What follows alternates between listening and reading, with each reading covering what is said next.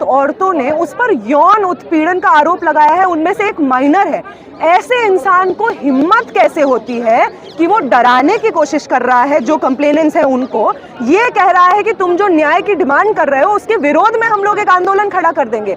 कौन है वो लोग जो इसको हिम्मत देते हैं? कौन है वो लोग जो बृजभूषण शरण, एक रेपिस्ट, एक जिसके ऊपर 40 के 40 केसेस हैं, ऐसे इंसान की हिम्मत कैसे होती है कि आज के दौर में जब महिला आंदोलन में इतना यौन उत्पीड़न के ऊपर इतना बातचीत होता है, यही सरकार बात करती है यौन उत्पीड़न के लिए, मोदी जी को जब मन करे वो आंसू बहा देते हैं, हिम्मत कैसे होती है बृजभूषण शरण की ये सब बोलने के लिए? कौन लोग हैं जो उसको ताकत दे रहे हैं उसके बारे में बोलने का? जिस कुश्ती के लिए वो अपना पूरा जिंदगी संघर्ष करते रहे हैं, जिस कुश्ती को उन्होंने पूरा अपना जवानी दे दिया है, वो कुश्ती आज वो नहीं कर पा रहे हैं क्योंकि आपके एमपी ने उनका सेक्सुअल हैरेसमेंट किया है। और इस स्थिति में जहां घर बसाना पड़ेगा, जहां लोगों को बैठना पड़ेगा न्याय मांगने के लिए, वहां पे बैठेंगे। कल रात आप शायद जो घटना बोल रहे हैं कि यहाँ पे दिल्ली पुलिस आती है और जो गद्दे हैं उनको उठा के ले जाती है और जो खाट है उसको अंदर नहीं आने देती है। उसके साथ साथ कुछ लोग यहाँ पे दारू पी के आते हैं, दिल्ली पुलिस के वर्दी में दारू पी कर आते हैं और यहाँ पे खींचते हुए खींचतान करते हैं, बाल खींचते हैं। इसके साथ साथ एक और चीज हुई थी कल, दिल्ली यूनिवर्सिटी में स्टूडेंट्स ने कॉल दिया था यहाँ पे जो रेसलर्स प्रोटेस्ट कर रहे हैं उनके समर्थन में एक प्रोटेस्ट का। उस प्रोटेस्ट में जिस तरीके का वायलेंस, जिस तरीके की हिंसा दिल्ली पुलिस ने दिखाई है, एकदम जो ये दिल की पुलिस का हर जगह पे लिखा हुआ है बोर्ड, सीए में इतनी पिटाई करने के बाद में, औरतों की, बाकी स्टूडेंट्स की पिटाई करने के बाद में, इनकी इतनी हिम्मत थी कि हर जगह पे दिल की पुलिस लगाया हुआ था इन लोगों ने। कल इन्होंने दिखा दिया कि ये लोग कितनी दिल की पुलिस है और कितनी भाजपा की पुलिस है।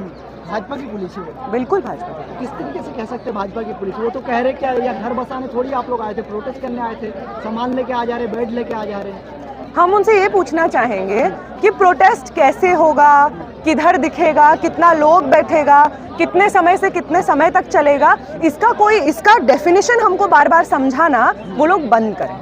प्रोटेस्ट तब होता है जब जो तमाम मीडियम्स हैं, इंस्टीट्यूशंस हैं, जो गारंटी करते हैं कि अगर आपके राइट्स का हनन होता है तो आप हमारे पास आ सकते हैं, हम आपको रिलीफ देंगे, जब वो फेल कर जाते हैं।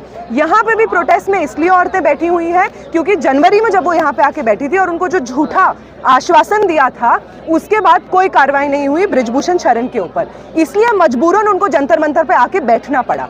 उन औरतों को जिनको कायदे से अभी ट्रेनिंग होना चाहिए, वो लोग ट्रेन कर रहे होने चाहिए अपने अलग अलग चैंपियनशिप्स के लिए, आराम से क्यों उनको यहाँ पे बैठना पड़ रहा है? क्या ये सवाल नहीं है? यहाँ पे रात में बैठी हुई है, घर क्यों बसा लिया, इसका क्या मतलब है? आप उनका घर तोड़ रहे हैं। जिस कुश्ती के लिए वो अपना पूरा जिंदगी संघर्ष करते रहे हैं, जिस कुश्ती को उन्होंने पूरा अपना जवानी दे दिया है, वो कुश्ती आज वो नहीं कर पा रहे हैं क्योंकि आपके एमपी ने उनका सेक्सुअल हैरेसमेंट किया है। और इस स्थिति में जहां घर बसाना पड़ेगा, जहां लोगों को बैठना पड़ेगा न्याय मांगने के लिए, वहां पे बैठेंगे। वो कह रहे हैं कि शाहीन बाग में जो लोग बैठे थे वही लोग यहाँ भी आ गए हुए हैं, सारे के सारे। शाहीन बाग में जो लोग बैठे वो लोग यहाँ आ गए हैं। टुकड़े टुकड़े गैंग का एंट्री हो चुका है। विनेश फोगाट तो उनका परिवार का हिस्सा थी कुछ समय पहले तक, वो भी टुकड़े टुकड़े गैंग में थी।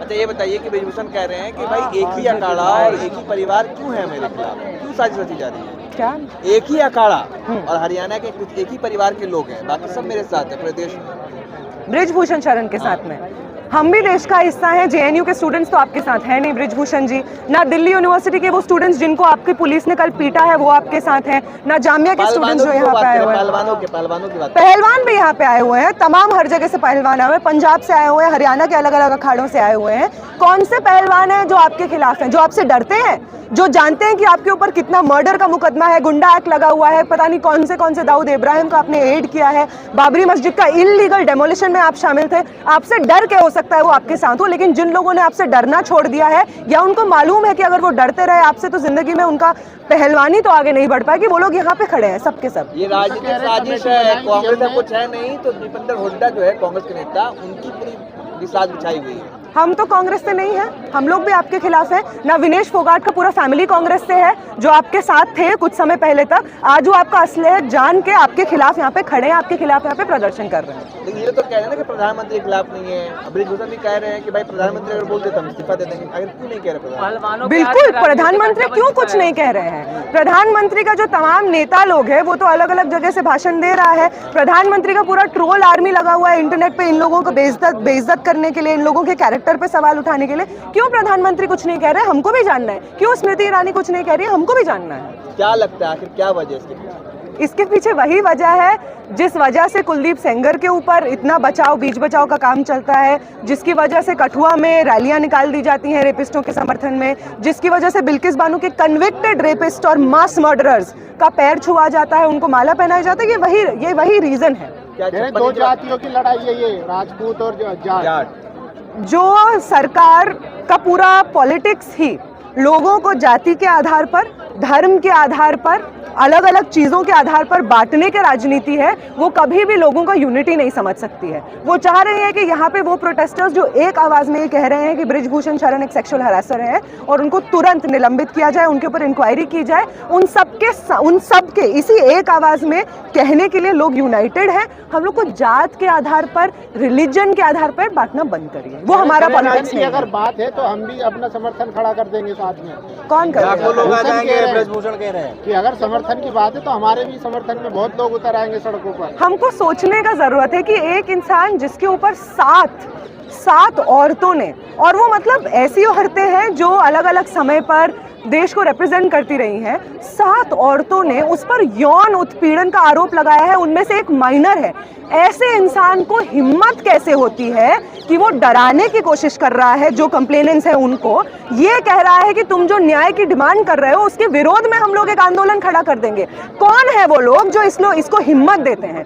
कौन है वो लोग जो बृजभूषण शरण, एक रेपिस्ट, एक जिसके ऊपर 40 के 40 केसेस हैं, ऐसे इंसान की हिम्मत कैसे होती है कि आज के दौर में जब महिला आंदोलन में इतना यौन उत्पीड़न के ऊपर इतना बातचीत होता है, यही सरकार बात करती है यौन उत्पीड़न के लिए, मोदी जी को जब मन करे वो आंसू बहा देते हैं, हिम्मत कैसे होती है बृजभूषण शरण की ये सब बोलने के लिए? कौन लोग हैं जो उसको ताकत दे रहे हैं? उसके बारे में बोलने का जरूरत है। कह रहे हैं कि बजरंग पुनिया का एक ऑडियो वायरल हुआ है, वो कह रहे हैं कि लड़की का इंतजाम करो जल्दी से। वो अब ऑडियो के बारे में मुझे नहीं पता, लेकिन बृजभूषण शरण का कॉन्फ्रेंस करके कहा ये बात। बृजभूषण शरण, अब वो मुझे नहीं पता वो कितना सच है, क्या मुझे नहीं मालूम है सच में, लेकिन बृजभूषण शरण का एक वीडियो मेरे पास है जब वो एक रेसलर को स्टेज पर झापड़ मार रहे हैं। उसके बारे में क्या कहना है? लेकिन बृजभूषण कह रहे हैं कि ये जो पहलवान है संत नहीं है, ये एक इनमें से जेल में भी है। सर आप पे बहुत 40 मुकदमे हैं, आप भी संत नहीं है तो जीत जाता है तो इसका मतलब ये नहीं वो झूठ बोलेगा। सब मोदी जी को बदनाम करने के लिए हो रहा है।